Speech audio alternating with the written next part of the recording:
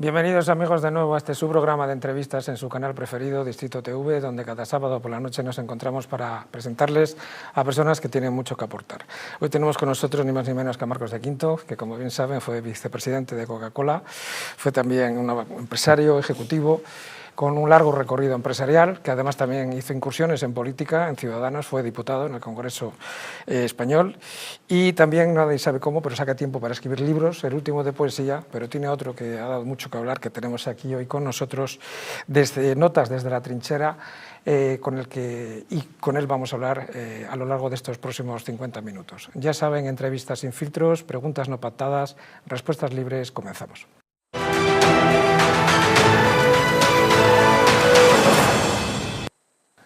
Marcos de Quinto, muchísimas gracias por estar aquí con todos nosotros. Encantado de estar aquí con vosotros, Javier. Pues vamos a ver, lo primero de todo, ¿qué tal te va la vida fuera de la política? Bueno, la vida me ha ido siempre bastante bien.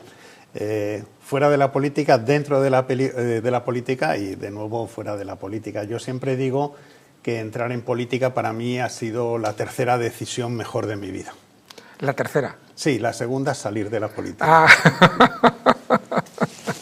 Luego hablaremos, si te parece, de lo que es la política en varios ámbitos de tu vida. Vamos a ver, Marcos, ha ganado Donald Trump y por goleada. ¿Para ti ha sido una sorpresa? No, no ha sido una sorpresa. A mí me parece que es lo mejor que puede suceder a Estados Unidos y lo mejor que puede suceder al mundo. Es decir, es la derrota absoluta de lo que es el movimiento de ultraizquierda mundial, de lo que es la derrota del movimiento woke, y yo creo que es un soplo de esperanza y que eso espero, porque al final Estados Unidos tiene la capacidad de irradiar fuera de Estados Unidos, pues que eso ayude a hacer un mundo mejor y que también, a ver, se tome el ejemplo en otras democracias liberales.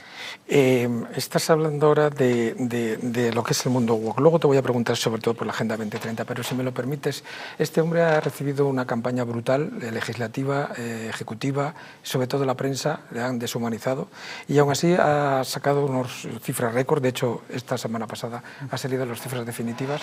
Hacía 100 años que ningún presidente sacaba estas cifras, ha ganado el voto popular. ¿Qué crees tú, por la experiencia que tienes en marketing, político también, y que has estado en política, qué crees tú que ha sabido canalizar todo ese movimiento de la población estadounidense a conseguir este objetivo con todo lo que tenía detrás? No, esto no es un tema de marketing, esto es un tema de sentido común. Yo creo que lo que más ha ayudado a Donald Trump a ganar ha sido Biden y Kamala Harris. Biden y Kamala Harris son tamaño desastre, que teniendo Trump contra él todos los medios de comunicación, excepto la Fox, todos los medios de comunicación, excepto la Fox, contra él, pues los ciudadanos norteamericanos que le votaron en su momento y que luego esos mismos ciudadanos votaron a Biden y a Kamala Harris, pues pasados 8 años han comparado lo que era Biden, lo que era Trump antes, han visto lo que es Biden y Kamala Harris. Y ahora esos mismos ciudadanos, que no son más tontos, sino más listos, porque han experimentado lo que era la era Trump, han experimentado lo que era la era Kamala Harris, han decidido, comparando, por supuesto, no dar su voto a Kamala Harris en absoluto. El problema que tenemos en España es que la mayor parte de españoles, si tú les preguntas, pues todos apoyan a Kamala Harris el 90%. ¿Pero a qué se debe eso? Pues se debe que los medios de comunicación aquí en España, Radio Televisión Española, A3 Media, Mediaset, sistemáticamente se dedican a estar poniendo que este hombre pues es un machista o que este hombre pues está loco o lo que sea. Se dedican a eso 100%. Y no hablan nada de Kamala Harris. Pero en Estados Unidos los ciudadanos, que son los que tienen que votar, no solo ven lo que hace Trump, sino ven lo que hace Kamala Harris y actúan en consecuencia. Por eso los españoles se han quedado diciendo, pero bueno, si a nosotros los medios de comunicación españoles nos han dicho que este hombre es una anomalía dentro del sistema democrático y los norteamericanos le votan, es que los norteamericanos se han vuelto locos. No, Los norteamericanos no se han vuelto locos. Lo que pasa es que los norteamericanos han tenido acceso no solo a lo que dice Trump, sino a lo que dice Kamala Harris y han votado en consecuencia. Quienes se han vuelto locos son los medios de comunicación en España, que han simplemente apagado todas las memeces e idioteces que vienen de la familia Biden y de los Harris y de tal, y eso lo han apagado y se han dedicado simplemente a hacer una campaña de propaganda en contra de Trump. Y lógicamente, pues como los medios españoles han estado haciendo eso, pues la mayor parte de españoles decían no tenía ninguna opción este señor y por eso a lo mejor se han sorprendido. Pero en sociedades democráticas, no como en España, pues la gente ha tenido acceso a ver las burradas que decía esta gente y actuar en consecuencia. Y en libertad han votado. Y la gente que ha votado a Trump son los mismos que se arrepienten de haber votado hace 4 años a Biden y a Kamala Harris. Los mismos, no han cambiado. La población norteamericana sigue siendo la misma. Por lo que has dicho anteriormente, te veo muy beligerante con la Agenda 2030. ¿Qué opinas, y con el mundo woke, que se llama ahora, que es la izquierda radical? ¿Qué opinas de esta agenda o de esta hoja de ruta impuesta, además, porque no la ha votado nadie? O sea, se vota una vez en todos los países democráticos, cada 4 o 5 años hay elecciones y el pueblo, como ha ocurrido ahora en Estados Unidos, está de acuerdo en seguir unas políticas y se cambian. Sin embargo, esto se ha impuesto hace 20 años y se dice que de ahí no podemos cambiar. ¿Qué opinas de estos 17 Objetivos de Desarrollo Sostenible y 169 metas que algunos llaman delirios? Sí, mira, la población mundial está con Mises. Yo estoy con von Mises, que es el economista liberal, pero la otra mitad están con el discurso de las Mises, de que haya paz en el mundo, de que tal, ese tipo de discursos. Es muy distinto el discurso de von Mises con el discurso de las Mises. La Agenda 2030 la podría haber elaborado perfectamente cualquiera de las Mises que se presentan a un concurso de estos de belleza, donde dicen que sus deseos para el mundo, que no haya hambre, que no haya guerras, que haya paz, que la energía, todo ese tipo de cosas. Es muy bonito, perfecto. El problema de la Agenda 2030 es que a través de esos grandes titulares que nos venden, hay una agenda por detrás para en estos momentos coartar la libertad y empobrecer a las sociedades. Y la mayor parte de las premisas que tienen son absolutamente falsas. Todo el tema que ahora llaman cambio climático, pero si te acuerdas, en los años 70 y 80, todas las portadas del Time Magazine decían que vivíamos una época nueva de glaciación, que el mundo se congela.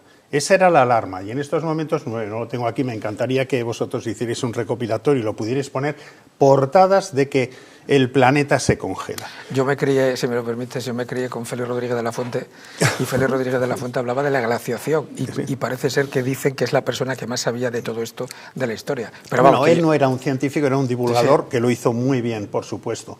Pero posteriormente viene todo el tema del calentamiento y te ves las mismas portadas de Time Magazine diciendo el calentamiento y que vamos a hervir todos aquí como si fuera en las calderas de Pepe Botero.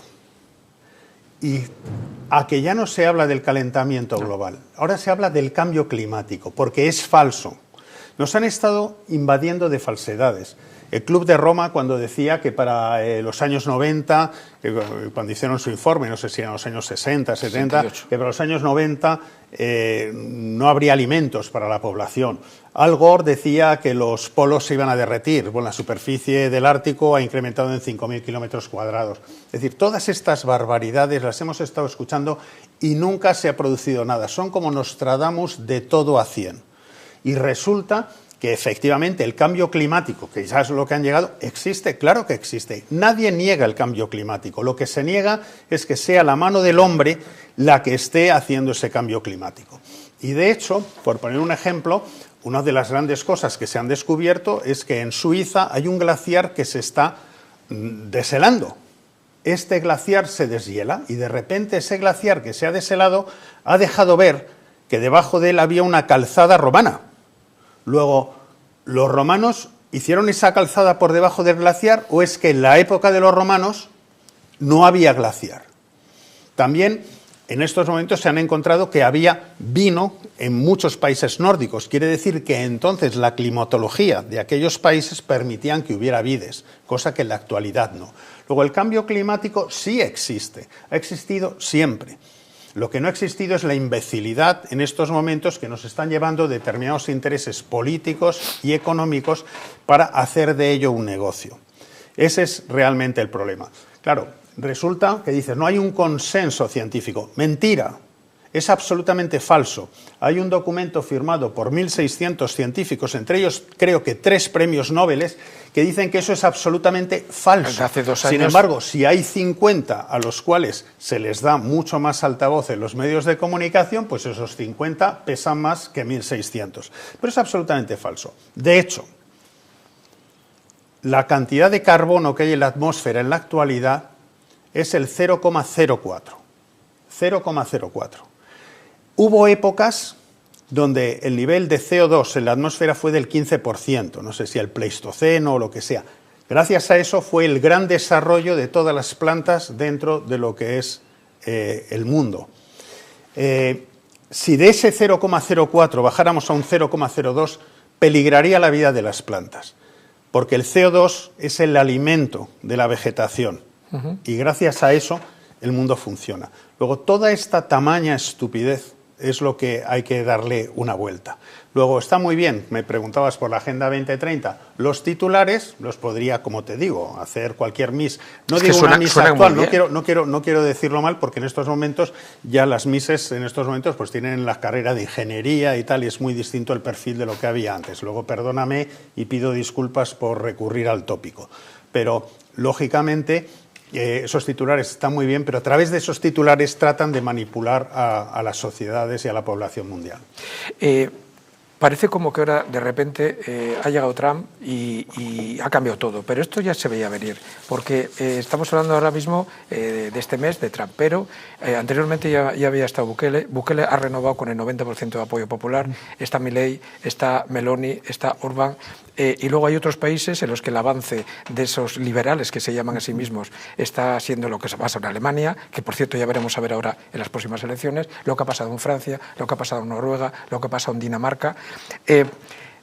¿Tú crees que la socialdemocracia está perdiendo votos a chorros y cuál es el motivo por el que esto está ocurriendo? Sí, bueno, vamos a ver, lo que hay es un movimiento de sentido común, porque el problema del socialismo y la socialdemocracia, que viene a ser lo mismo, esa dictadura de lo políticamente correcto, ese rodillo que supone la hegemonía cultural de la izquierda, ha llegado un momento en que ha tocado fondo, en donde ha tocado, digo, tocar fondo por no decir que ha tocado otras partes de la sociedad, y entonces, pues en esta situación, la sociedad de repente dice, basta ya, esto es un tema de sentido común. Es decir, si yo soy propietario de una casa, no me la puede quitar alguien por la cara y yo quedarme ahí como un tonto y que no me ayude ni la policía ni la justicia.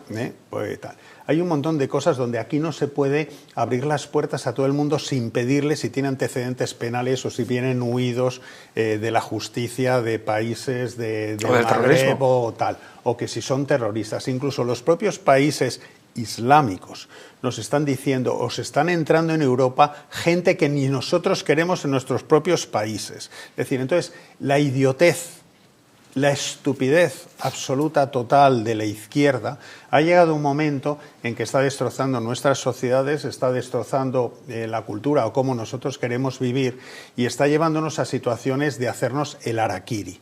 Estupideces como, por ejemplo, el globo terrestre es el mismo, pero como en Europa somos zen, resulta que decimos, aquí no podemos hacer fracking, porque si hacemos fracking para conseguir gas, estamos haciendo un agujero en esta pelota terrestre y es un horror. Luego aquí prohibimos en Europa hacer fracking, pero compramos gas a Estados Unidos que está haciendo fracking. Luego tiene que hacer fracking para ellos y para nosotros. Resultado, somos dependientes energéticamente. También aquí, como nosotros somos zen y somos gente tan maravillosa, aquí no explotamos tierras raras para búsqueda de litio ni de ese tipo de minerales porque no somos medioambientalistas. ¿Qué pasa? Que entonces China tiene que explotar tierras raras no solo para su mercado, sino también para nosotros y vendérnoslo, por lo cual somos dependientes industrialmente. Aquí también, como nosotros somos zen y somos esta gente con tanta ambición moral, Pues resulta que nuestras vacas, no porque tomen judías, pues echan ventosidades y metano y nos cambian el clima.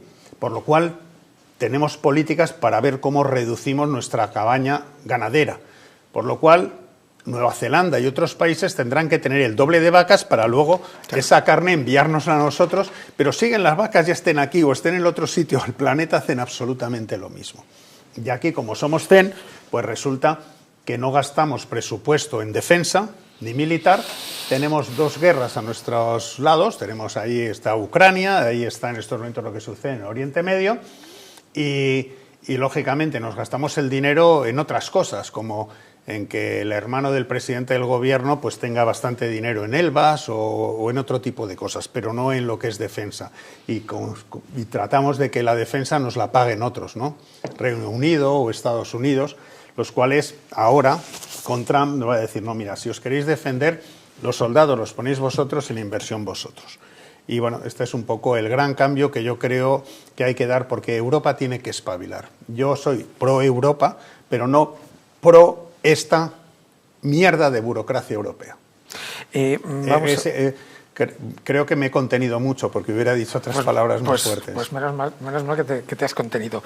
Vamos a ver, antes hablabas del tema de lo que era el ataque a lo que no opinan diferente. El tema de la cancelación, que en España y en Europa este mundo woke lo ha impuesto. Es decir, todo lo que no sea pensar como ellos creen o como uno puede pensar es incluso delito de odio. O sea, una cosa verdaderamente formidable. ¿Qué opinas de la campaña de un banco a un periodista que tiene un medio de comunicación que está triunfando mucho aquí ahora, que es Iker Jiménez, y que le ha supuesto la cancelación de miles de cuentas, incluso que ha bajado sus cotizaciones de acciones en la bolsa? Bueno, yo lo que pienso es que... Lo primero, ¿eso es normal? No, yo lo que pienso es que una entidad privada puede hacer lo que le venga en gana, porque es una entidad privada. Entonces, yo creo que ING tiene todo el derecho a quitar la publicidad a Iker Jiménez y tiene además todo el derecho en hacer una campaña con Otegi diciendo, yo tengo mis cuentas bancarias en ING, por favor, Chapote también las tiene, y meter cuentas bancarias en ING, porque como es una entidad privada tiene el derecho a hacerlo. Lo que también digo es que tienen derecho todos los clientes de ING en decir, pues vete a la mierda, absolutamente, y retirar todas sus cuentas.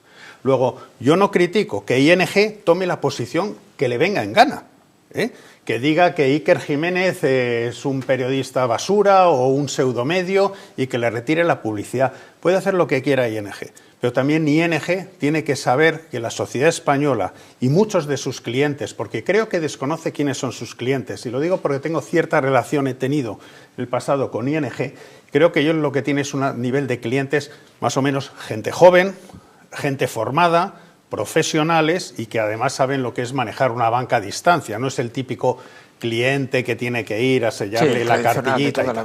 Y ese tipo de clientes probablemente no estén muy en sintonía con la decisión que ellos han tomado. Pero de nuevo, yo no la critico.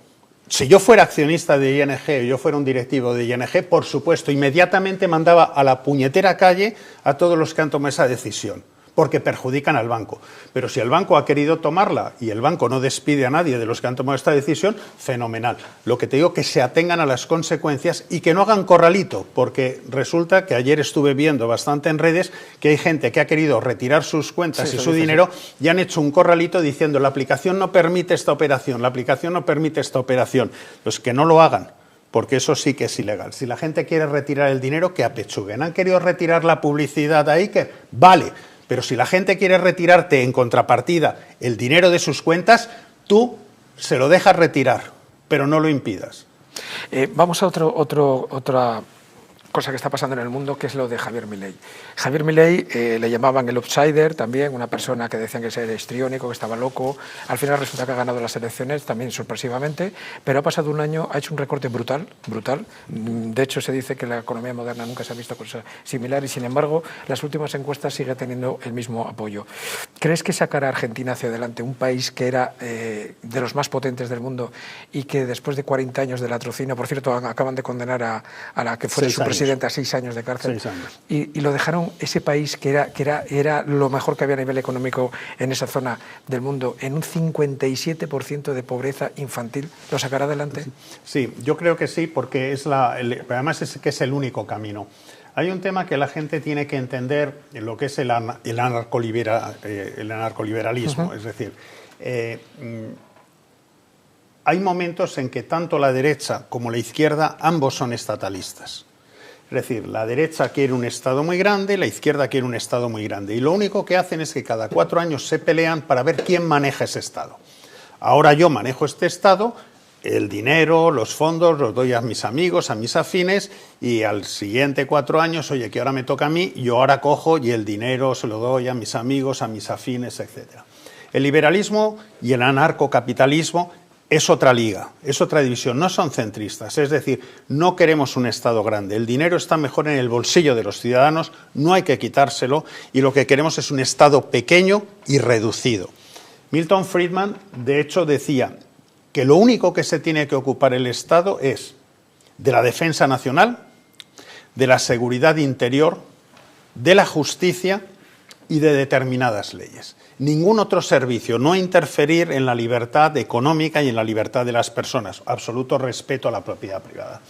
Entonces, la situación en Argentina ha sido de una derecha catastrófica y una izquierda catastrófica, y una derecha catastrófica y de nuevo una izquierda catastrófica, porque son lo mismo, representan lo mismo, pero con distintos líderes, que al final ha tocado fondo, y la única persona que ha dado esperanza es un anarcocapitalista, que es Milei. Y Milei, lógicamente, no puede hacer un programa 100% como le gustaría, pero está llevando el programa en la dirección correcta. De hecho, probablemente dolarice la economía, está haciendo todos los temas para en un momento determinado poder dolarizarla. Pero lógicamente tú no puedes con una varita mágica hacerla de principio. Hizo todo el tema famoso de los ñoquis, que se llamaban, que eran funcionarios públicos que no existían, que solamente cobraban y aparecían los finales de mes para cobrar, pero no tenían ni despacho ni nada, ni trabajo concretamente. Luego toda esa carga, todo ese parasitario Estado que se había montado es lo que él está desmontando, pero es un tema que hay que desmontarlo poco a poco y hay que darle tiempo. Y lo que sí es que, al no ser él un político, es una persona de convicciones, muy probablemente va a sacar esto adelante. Lo va a sacar, es duro porque la situación del país era horrorosa, pero lo va a sacar adelante y esperemos todos, porque nos interesa que gente como él o gente como Bukele, que antes comentaba, y tal, inauguren una nueva era del sentido común y de empezar a quitar de este mundo parásitos que viven sobre la gente que trabaja honradamente quitándoles a ellos el dinero, que eso es de lo que se trata el socialismo y la socialdemocracia.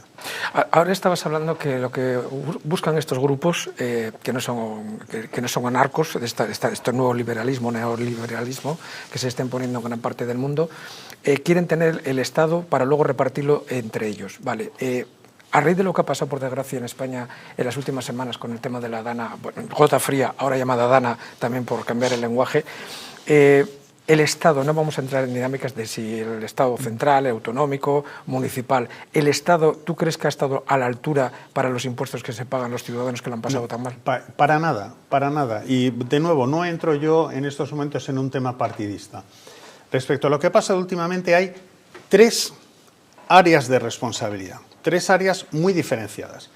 La primera área, independientemente de que se haya producido la DANA o no, es el área de todo aquello que era responsabilidad de alguien para haber prevenido que esto sucediera. Es decir, gente que hubiera limpiado los ríos, gente que hubiera hecho las presas que ya estaban proyectadas pero que no se ejecutaron, gente que no hubiera destruido presas que ya existían. Es decir, todo ese trabajo, ahí hay una responsabilidad. Haya habido o no haya habido gota fría, ahí hay un área de responsabilidad que va a pasar inadvertida, pero alguien tiene responsabilidad sobre todo eso que se hizo y que no se hizo.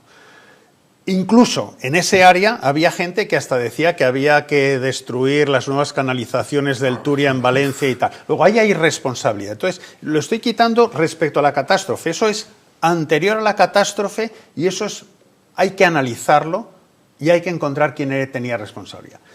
Segundo área de responsabilidad es el área de las alertas. ¿De qué ha pasado allí? ¿Quién llevaba la Confederación del Júcar? ¿Quién tendría que haber seguido en estos momentos, haber seguido lo que estaba pasando en el Barranco del Pollo? ¿Quién tenía lo de la presa que al final no se derrumbó y tal? Todo ese tema de alertas, ahí hay una gran responsabilidad también. Y pasado ya esto, pongamos, ha sucedido la catástrofe, pero he aislado las dos áreas anteriores de responsabilidad. Una vez que está la catástrofe, se haya producido por lo que se haya producido, ¿cómo hay que reaccionar a esa catástrofe? Y ahí también hay responsabilidades de todo tipo y de todas las personas. Pero que no nos confundamos entre las tres. Las tres tienen nombres y apellidos y a mí lo que me gustaría es que no se dirimieran esas responsabilidades en un debate, en una televisión, sino se tienen que dirimir en un juzgado, con un juez y con unas denuncias y que la gente responda a cada una de su responsabilidad. Vamos a otro caso que ha surgido con el tema este de las danas, pero que también se extrapola a otras preguntas que te voy a hacer. Y es el tema de las ONGs, que empiezan a estar muchas en el punto de mira. Lo primero, que se llamen organizaciones no gubernamentales, las que dependen de subvenciones del gobierno, ya cuando menos llama la atención. Pero el hecho de que se haya hecho público que algunas de estas, el 90% de las subvenciones que reciben van destinadas íntegramente a pagar sueldos de altos cargos, con algunos que están saliendo que son escandalosos, ¿eso cómo se explica a la gente que no llega a final de mes y que tiene que pagar impuestos? Es una vergüenza. Y a lo mejor te estás refiriendo a la Cruz Roja, que tu religión te impide decir Cruz Roja. Lo puedo decir yo aquí, ¿no? El invitado aquí puede decir lo que quiera. Sí. Es el único Es un ejemplo, la Cruz Roja, es el 90% de la financiación que tiene va como a sueldos y a salarios, pero además es de la estructura que tienen, porque los voluntarios, los que vemos ahí haciendo cosas, la mayor parte de ellos no cobran nada, no cobran nada. La Cruz Roja es que a mí me ha dolido mucho porque yo estuve, esto sucedió el martes, yo estuve en Valencia, estuve en Utiel y estuve en Mira, estuve miércoles, jueves y viernes con una persona extraordinaria que se llama Ignacio Trillo, controlando y manejando y organizando a los voluntarios. No había Cruz Roja, no estaba. La Cruz Roja llega a ser al final un chiringuito más del PSOE, porque no es lo que era hace mucho tiempo. La Cruz Roja se ha dedicado a cobrar para recibir Marcos, ilegales. Pero Marcos, es una organización internacional. De hecho, hay una parte del mundo que no se llama Cruz Roja, sino Luna Roja. Sí, pero en España está presidida por españoles y hay una vicepresidenta de la Cruz Roja, que creo que es la pareja del ministro Álvarez. Entonces, aquí en España han llegado unos acuerdos donde reciben una cantidad del dinero del gobierno tremendo para colocar esas mantitas rojas cada vez que llegan a Lanzarote y cada vez que llegan a las Islas Canarias todos los ilegales. Y entonces los reciben, vienen además curiosamente los ilegales que supuestamente llevan 11 días que vienen desde Encayuco, desde Mauritania, y todos tienen el teléfono cargado. Luego yo no sé en el cayuco qué es lo que tienen para enchufarlo, hay que ver qué baterías tienen esos teléfonos, que a lo mejor la gente de Apple les interesaría conocerlo, porque lógicamente no vienen así, vienen en buques nodrizas y está dentro de lo que es un esquema de una mafia de tráfico ilegal de personas. Llaman por teléfono al buque nodriza, oye, a los de Open Arms, que dentro de 3 días... vamos a descargar a esta gente a 20 kilómetros, a 20 millas de la costa de Lanzarote. Les dan longitud, latitud y resulta que el Open Arms se encuentra siempre con esta gente para salvar, con la cantidad de barcos y con lo grande que es el mar. O sea, es que da casualidad que siempre los encuentran, ¿no? Son parte de este entramado. Y luego el último entramado, que es el de la recepción, pues tienen a la Cruz Roja, estas chicas que luego bailan con los ilegales y les dan las mantitas, les dan unos vestuarios de Primark o lo que sea, y luego ya el negociete que tienen con el dinero que dan por inmigrante y que se lo dan a los hoteleros, que ganan más dinero incluso que con los turistas y tal. Entonces todo ese entramado es en el que está la Cruz Roja. Y la Cruz Roja no estaba ni el martes, ni el miércoles, ni el jueves, no estaba ni en Utiel, ni en Valencia, ni en Mira, que yo estaba ahí, que ya podrán decir lo que sea. Y ahora se gastan un montón de dinero en en redes sociales con una campaña sacando fotitos y mira lo que hace la Cruz Roja y tal, porque saben que se han equivocado. Y ahora están pagando a empresas de relaciones externas. Yo sé una muy relacionada con Álvarez que trabaja con ellos, no voy a decir aquí el nombre, a ver si lavan en estos momentos su cara. Pero los ciudadanos españoles no son idiotas y lo que tienen que saber es que ya este gobierno corrompe todo, no solamente las instituciones, sino incluso las ONGs. Y Cruz Roja no es aquello que los ciudadanos, cuando nos daban la banderita y metíamos un dinero en la hucha, es de nuevo otro chiringuito que se ha apropiado Sánchez, su gobierno y las parejas de su gobierno. Marcos, ahora que sacas el tema de la inmigración, vamos a ver. El tema de la inmigración ha pasado de hace 2 años y una persona decía que un inmigrante, no digamos ya ilegal, multirresidente, había que expulsarle del país europeo, te acusaban de racista y xenófobo. Y de golpe y porrazo ha pasado. En España el CIS hace un mes ha dicho que es el problema número 1 para los españoles. Y en Europa hay partidos que ya abiertamente hablan no solamente ya de poner controles en fronteras, como tú decías, para controlar de dónde vienen y quiénes vienen, sino que se habla de deportaciones masivas. ¿Tú crees que Europa y España, pero sobre todo Europa en general, ha sabido gestionar durante los últimos 20 años la inmigración? No, para nada, para nada. Vamos a ver. De nuevo, este tema de la inmigración ilegal, porque de nuevo siempre hay que decir inmigración ilegal. Los refugiados, bienvenidos sean. Pero ¿sabes la diferencia entre un refugiado y la inmigración ilegal? Es decir, cuando tú dices, no, es que están viniendo porque los pobres sufren una guerra. Cuando sufren una guerra, la gente que te viene es la madre, la suegra, la abuela, los abuelos y los niños. Pero cuando te vienen solo gente en edad militar y dices, pero están huyendo de una guerra, entonces ¿qué han dejado a la madre, a la mujer, a la esposa y a los niños en guerra en vez de quedarse a defenderlos? Eso no es que sean refugiados. Cuando refugiados son los de Ucrania, yo he tenido en casa refugiados de Ucrania. Me vino una chica con su hijo de 4 años entonces y otro hijo de 3 meses, con el perro y con la suegra. Vinieron en un coche desde Ucrania, atravesando toda Europa, y los he tenido yo en casa durante mucho tiempo. Entonces, esos son lo que son refugiados. Lo que no son refugiados es gente que no se sabe por qué han roto el pasaporte de dónde vienen. Si vienen fugados de una cárcel, si vienen porque han desertado de un ejército o porque han cometido cualquier crimen, esta gente no sabes quiénes son. Entonces, si lo que vamos a decir en España es que entre toda esa gente sin preguntar, entonces, ¿para qué tenemos una inmigración legal? ¿Para qué tenemos consulados donde la gente tiene que hacer papeles? Puestos a que los inmigrantes ilegales van a entrar en España, lo que yo le recomendaría al ministro Álvarez, ¿cuál es mi cámara? Creo que Ministro Álvarez. Ministro Álvarez. Mira, dado que van a entrar aquí en España gente que paga 5.000, 3.000 euros a una mafia para entrar en España, ¿sabes lo que te recomiendo?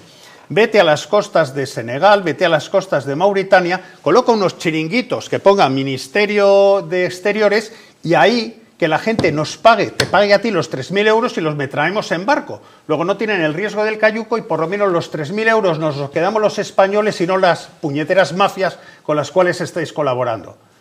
¿Me has entendido? Encantado de ir al Ministerio de Asuntos Exteriores y hablarlo contigo con un poquito más de tiempo. Bueno, creo que ha quedado claro. Vamos a ver, Hombre, por lo menos reducimos la deuda, ¿no? Digo, oye, que entre que se lo lleve las mafias o se lo lleve el Ministerio, pues yo prefiero que se lo lleve el Ministerio. Hombre, prefiero que solo entren los legales, pero puestos a que los ilegales van a entrar, quédate tú con el dinero que están pagando y que no se lo queden las mafias. ¿No te parece? Sí, vamos, ya te he dicho que aquí el protagonismo siempre es el invitado y en tu caso más. Vamos a ver, vamos a cambiar de tema, vamos a aparcar un momento la política, luego vamos a volver, pero por otro ámbito, tema político, pero mucho más limitado. Vamos a ver, Marcos, tú has escrito un libro, Notas desde la trinchera, que yo lo recomiendo, porque yo cuando lo he leído me ha sorprendido mucho, porque yo esperaba una especie de memorias de todo el tipo, de vanagloria, y al contrario, me ha sorprendido muchas cosas que dices en él. Tú eres una persona de éxito, has triunfado en todo, o sea, has estado en política, de hecho, cuando estuviste en política se dio la circunstancia de que eras el diputado diputado que mayor patrimonio y dinero tenías de todos. De hecho, una vez leí... Ganado honradamente, ¿eh? Sí, sí, sí. No, Dios me libre de insinuar lo contrario. Pero además me llamó la atención porque leí una vez un artículo hace ya, cuando estabas ahí, del año que estuviste, creo que un año menos, que decía que tú tenías más patrimonio que 4 grupos parlamentarios juntos. Eso me acuerdo yo que lo leí en un apéndice, no sé si fue en internet o dónde fue. Pero dices una serie de frases que me han llamado mucho la atención. Un hombre como tú, que insisto, has triunfado en todo, tienes una agenda que para sí quisieran muchos expresidentes de gobierno. Tener miedo no es solo doloroso, sino inútil. ¿Es el miedo uno de los mayores enemigos para triunfar en la vida? Bueno, es que, vuelvo a decir, la sensación de miedo generalmente es inútil, no es una sensación positiva y a veces te evita dar pasos y hacer cosas que si no lo tuvieras podrías hacerlo. Yo lo entiendo, es decir, yo el tener miedo lo entiendo, pero creo que es el típico sentimiento que la gente debería de autodisciplinarse para que ese sentimiento cada vez fuera menor. Una parte del éxito puede ser buscar ese equilibrio entre la irresponsabilidad y saber dominar el miedo a la hora de tomar decisiones trascendentes, como algunas de las que explicas en el libro que has tenido que tomar. Yo creo que si has visto el libro, yo no doy recomendaciones a nadie ni doy consejos a nadie. Yo puedo decir lo que para mí ha sido mi experiencia y también es en una empresa, sobre todo en una empresa norteamericana, que es distinto a lo que sería una empresa francesa o española. Yo he sido siempre una persona irreverente y he sido una persona que siempre ha desobedecido. Lo bueno de las empresas americanas es que si da resultados, no están en otra cosa, es una resultadocracia. Si tú das resultados, adelante. Entonces, yo he desobedecido muchas veces y afortunadamente cuando he desobedecido he hecho lo correcto y se ha podido demostrar posteriormente que mi desobediencia ha llevado a la empresa a una mejor situación y me lo han recompensado. Hay posiblemente en otras culturas empresariales que tú desobedeces y aunque eso lleve a la empresa a una mejor situación, te cortan el cuello, simplemente porque no quieren más gente como tú que desobedezca. A mí, y en eso tengo que agradecérselo a Coca-Cola a nivel mundial, que yo he sido una persona muy difícil de manejar, he sido una persona que ha ido siempre a su aire, una persona que ha hecho las cosas a su manera y la compañía ha habido un momento en que me lo ha permitido, ha visto que funcionaba y entonces es como una excepción. Algunos compañeros de otros países en alguna ocasión comentaban, oye, que Marcos hace esto y yo quisiera hacerlo y tal, y a veces Atlanta ha dicho, bueno, es que Marcos es Marcos y él... Era como otra liga, pero gracias a que yo he dado mucho dinero a la compañía tomando las decisiones que he tomado. Entonces, de alguna manera me han permitido un poco ser en lo que era la división de Iberia como el departamento de Fórmula 1 de Coca-Cola. Yo siempre decía, vale, esto de aquí que no está permitido, pero permitírmelo a mí y lo hacemos como un piloto. Y siempre con ese tema de esto sería un piloto, esto es un test, entonces ya les dabas una coartada a Atlanta, decir, bueno, España lo está haciendo, pero porque España está haciendo como un test. Y entonces a mí me permitían todos los tests, que era cualquier locura. Alguna cosa ha salido mal, pero en general la mayor parte de cosas nos han salido bien. A lo largo del libro sí que es verdad que dices en varias ocasiones que no entiendes cómo no te han despedido durante los 30 años, lo dices en varias ocasiones, cierto, sí. Pero hay una cosa que me ha llamado mucho la atención. Pero una cosa sobre el tema de despidos, hay una cosa muy importante que digo. Cualquier persona, yo he estado en Coca-Cola creo que 37. 37, creo, sí. Y me tenían que haber despedido, pues yo qué sé, millones de veces porque he hecho un montón de burradas y de cosas y además algunas cuando yo era mucho más duro y tal, ahora ya me he vuelto ya más mayor, pero echándole bastantes narices. Pero lo que yo siempre comento a la gente es que todo el mundo en algún momento va a ser despedido, excepto que ya seas un funcionario vitalicio. Lo importante es saber que el día que te despidan sea por culpa tuya y no por haber obedecido instrucciones erróneas de tus jefes. Lo dices en el libro en varias ocasiones, además. Y eso es lo importante. Todos vamos a ser despedidos alguna vez. Asegúrate que el día que te despidan es porque has cometido tú un error y no porque estás pagando o tu jefe está pagando contigo el error que cometió tu jefe y no tú. Hay un apartado en el que explicas lo que te ocurrió con marketing y publicidad, que a uno le dijiste, ten cuidado, no te metas a hacer lo que... Tú estás para marketing, no para publicidad, porque como quieras cubrir los errores de publicidad, al final el que te vas a la calle eres tú. Pero una pregunta que te voy a hacer. A ver, ¿es verdad que tú a lo largo de tu carrera tuviste que dar explicaciones a Coca-Cola por lo bien y el dinero que ganabas tú aquí en España y que te llegó incluso a hacerte sentir culpable? ¿Eso es así? No es exactamente. ¿O es un malentendido? ¿Cómo es? No es exactamente así, pero es un tema muy interesante. Es una de las cosas que yo más he aprendido.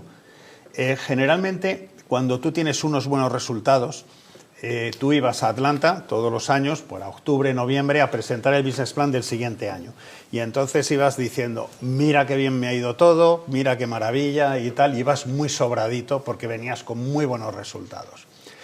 Cuando tú tenías malos resultados, alguna vez he tenido, pues operando en Tailandia o en el sudeste asiático, con malos resultados, tú vas muy preparado, porque lógicamente, como los resultados son malos, te has hecho todos los deberes para poder justificar y explicar esos malos resultados. Es que hubo inundaciones, es que no podían salir los camiones, es que en Sri Lanka estaba la guerrilla tamil, tal, es que en Camboya todavía los Jemeres Rojos entraban en Phnom Penh y entonces tú tienes todas las excusas para justificar que no han ido las cosas tan bien como iban.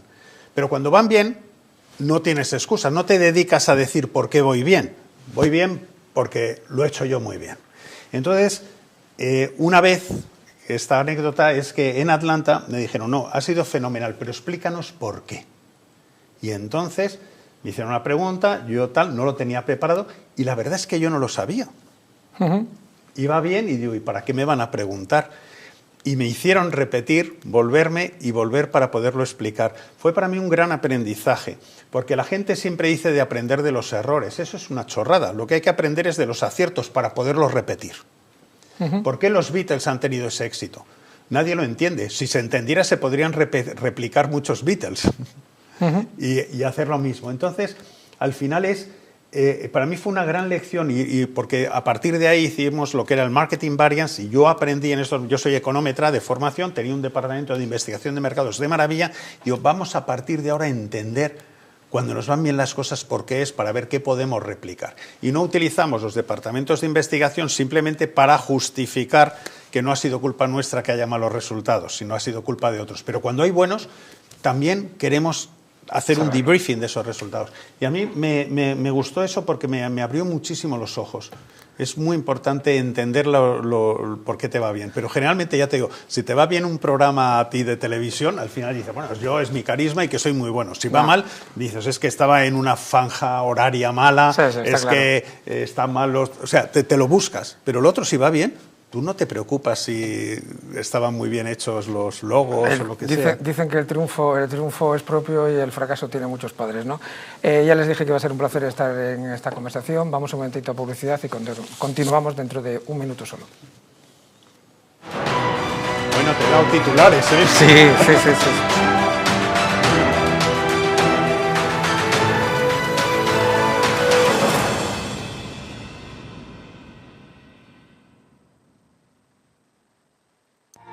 ¿Una noche larga de fiesta con los amigos?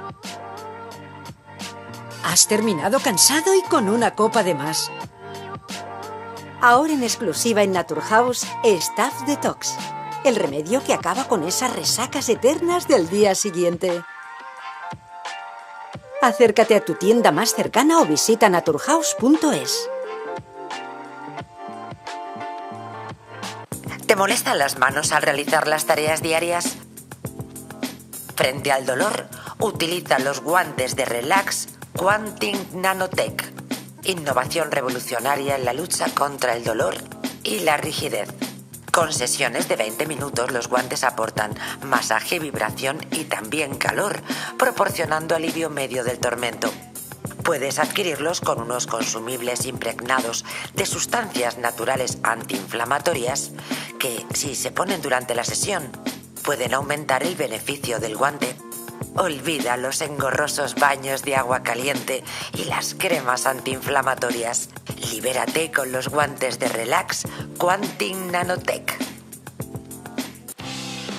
¿Te gustaría perder esos kilitos de más? ¿Volver a utilizar aquellas prendas que tanto te gustaban? Naturhaus te trae la forma más rápida y eficaz de hacerlo. En tan solo 2 días podrás bajar de peso gracias al Pack Express, un producto de Naturhaus que contiene todas las comidas y dietas necesarias para perder peso en tan solo 48 horas. Te ofrecemos un servicio personalizado, no tendrás que saltarte comidas ni pasar hambre. El Pack Express se adapta a ti. No lo pienses más y acude a tu centro Naturhaus más cercano. En Plus Ultra Líneas Aéreas sabemos que las cosas más importantes de la vida no se ven, se sienten. Son esos lazos que nos atan fuerte a nuestra gente, a nuestros sueños, aunque estemos a miles de kilómetros. No importa de dónde vengas o a dónde vayas. En Plus Ultra seguiremos volando contigo para que nunca te falte lo más importante, los lazos que nos unen. Plus Ultra Líneas Aéreas, lazos que nos unen.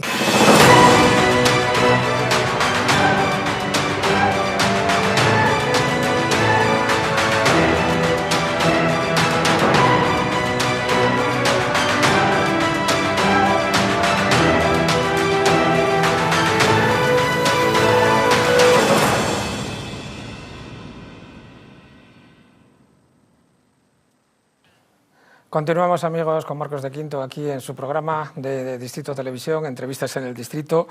Estamos hablando de tu libro y de frases que dices que marcan. Hay otra que, y hablando sobre manera de marcar, España necesita antes que hacer marca, tener proyecto. Ahora mismo, Marcos, ¿España tiene proyecto? No, no lo creo en absoluto. Un poco a lo que me refiero es que muchas veces cuando se hablaba de marca España era, hoy pues tenemos aquí a Ferran Adrià, tenemos, yo qué sé, pues a Rafa Nadal, tenemos a Marc Gasol y tal. Esto no es el proyecto. Estos son altavoces que tienen gran credibilidad en el mundo para vender algo. Pero si no hay nada que vender, ellos acaban siendo la mercancía que se vende. Luego hay que diferenciar entre lo que es tus embajadores de lo que es el producto que quiero vender. Y cuando no hay idea de qué es lo que queremos vender de España, acaban siendo los embajadores el propio producto. Tú que has estado dentro de la política y además has estado en el Congreso de los Diputados, casi nada. No creo que me dé tiempo a preguntarte por Ciudadanos. Oye, no, en el Congreso de los Diputados ahí puede entrar cualquiera y la prueba está que echas un vistazo a lo que hay en estos momentos, entonces tampoco tiene nada de especial. Posiblemente hace mucho tiempo, pues sí, era algo especial estar en el Congreso de los Diputados, pero ahora puede estar cualquiera y ya te digo. Pero, bueno, de hecho, te iba a preguntar, ¿tú crees que ahora mismo, ahora que me lo dices, te lo voy a preguntar ya directamente? Me has hecho un spoiler y ya te voy a seguir. Vamos a ver.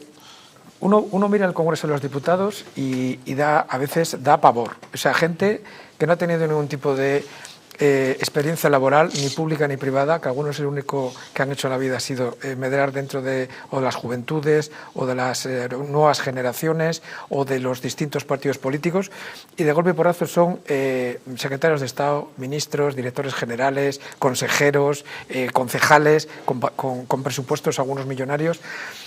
¿Tú crees que ahora mismo en España, a nivel de la política, que algunos no tienen ni carrera finalizada, ni una simple licenciatura, y que son ministros, ¿tú crees que nunca la política española ha habido tan baja calidad a nivel de estadista? Totalmente de acuerdo. Pero no es eso, porque incluso puede haber habido muchos indocumentados en el Congreso, sentados en los escaños, pero por lo menos había un dinero que utilizaban en los asesores, y los asesores a lo mejor podían tener la preparación que no tenía la persona que se sentaba en el escaño. Pero creo que llega un momento en que algunos partidos no solamente tienen gente muy mediocre, sino además los asesores son ya los mediocres de los mediocres, pues son los amigos de los mediocres a los cuales se les da entonces ahí un salario. Entonces, la verdad es que yo creo que está muy devaluado. Esto contrasta con lo que sucede en otras democracias, por ejemplo en Estados Unidos. Hay un tema muy gracioso que me resulta, es un poco de la ignorancia que hay. Cuando la gente dice, no, es que Donald Trump en Estados Unidos controla el Congreso y controla el Senado, porque lógicamente los republicanos son mayoría en el Congreso y en el Senado. Pero no lo controla, porque los senadores y los congresistas en Estados Unidos son votados en sus circunscripciones y no necesariamente van a seguir una disciplina de voto si algunos de ellos no están de acuerdo con lo que se va a votar. Es distinto aquí en España. Aquí en España todos los socialistas dicen amén o todos los del Partido Popular dicen amén a lo que les digan desde arriba.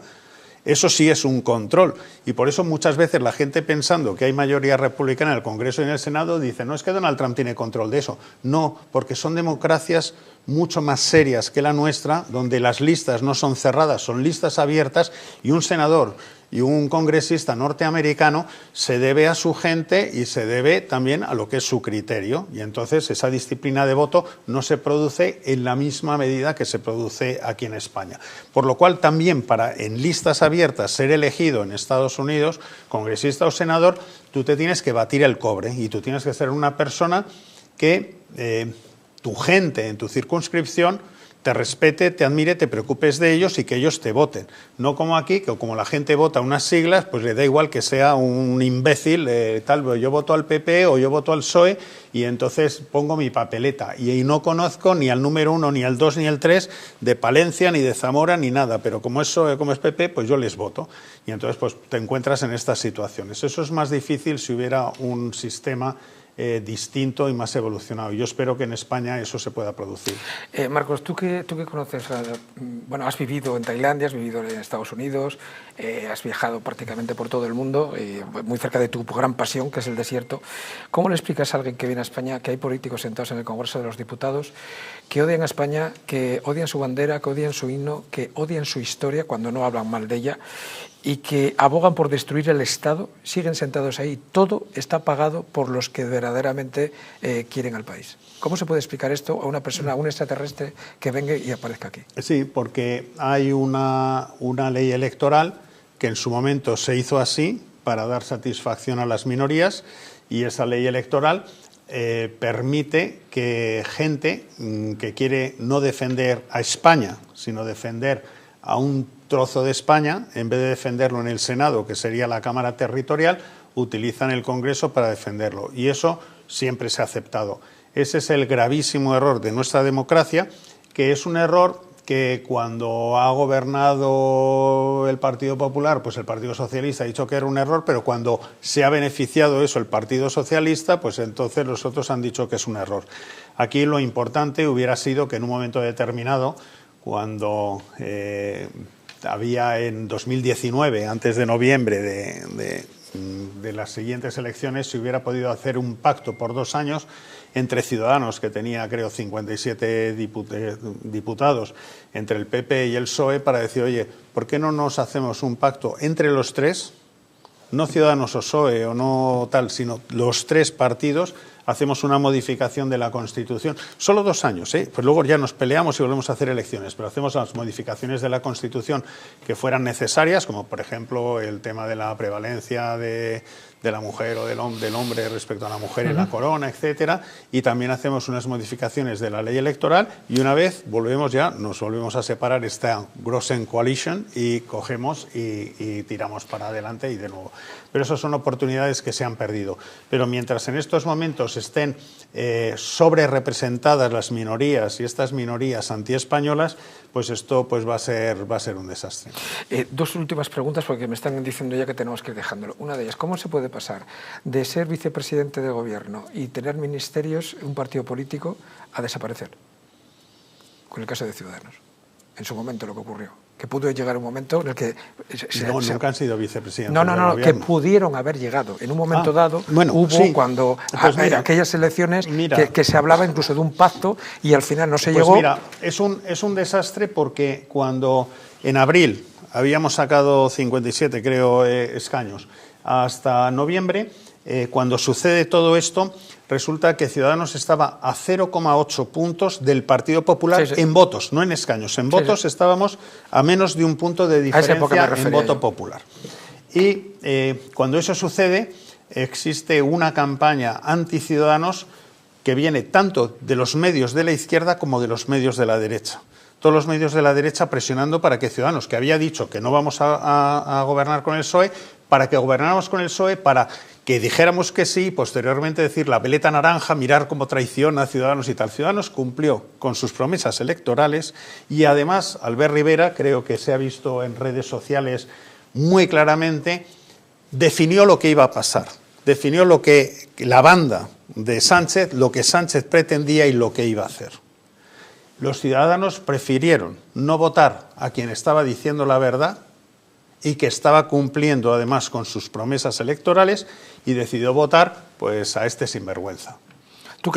Y los ciudadanos decidieron eso y lo único que a mí me cabe decir es, oye, pues que disfruten con lo votado. Y Sánchez está ahí porque no hicieron caso, prefirieron al que les mentía que al que les decía la verdad. Pues ¿tú eres optimista con el futuro de este país a medio y largo plazo?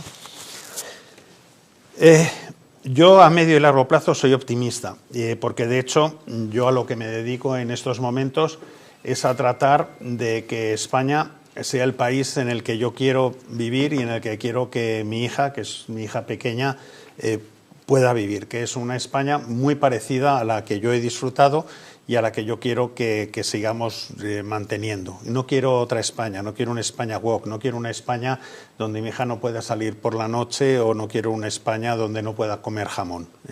Entonces me dedico a eso y si pensara que no es posible, pues a lo mejor estaría viviendo en otro país, en Turcancaicos o en otros sitios y tal. Pero yo me he quedado aquí precisamente para tratar de conseguirlo y soy optimista en que no solo yo, por supuesto, pero con mucha gente, con programas de este tipo, con medios de este tipo, que podamos ir dando el mensaje de que la gente no desespere. En España la gente no es confrontacional y como no es confrontacional prefiere mil veces pues no hablar ni decir las cosas que piensa, pero cuando escucha gente que dice las cosas claras y ellos piensan como quien dice esas cosas claras, la gente se encuentra menos sola. Y espero que quien vea este programa se encuentre menos sola. Cada vez más, por cierto. Marcos de Quinto, ha sido un placer enorme haberte podido entrevistar y agradecerte de nuevo la deferencia que has tenido de estar con nosotros. Como yo estoy muy a gusto y me consta que seguramente nuestros telespectadores también, te invito a que para el año que viene, para marzo o abril, poder volver a entrevistarte, si te parece, y repasamos la actualidad política. Sí, esperemos que sea además otra realidad política, no la que hay ahora. Pues un placer y muchísimas gracias por estar aquí. Hasta aquí hemos llegado. Ya saben, entrevistas sin filtros, preguntas no pactadas, respuestas libres. Nos vemos el próximo sábado. Muchas gracias por estar ahí.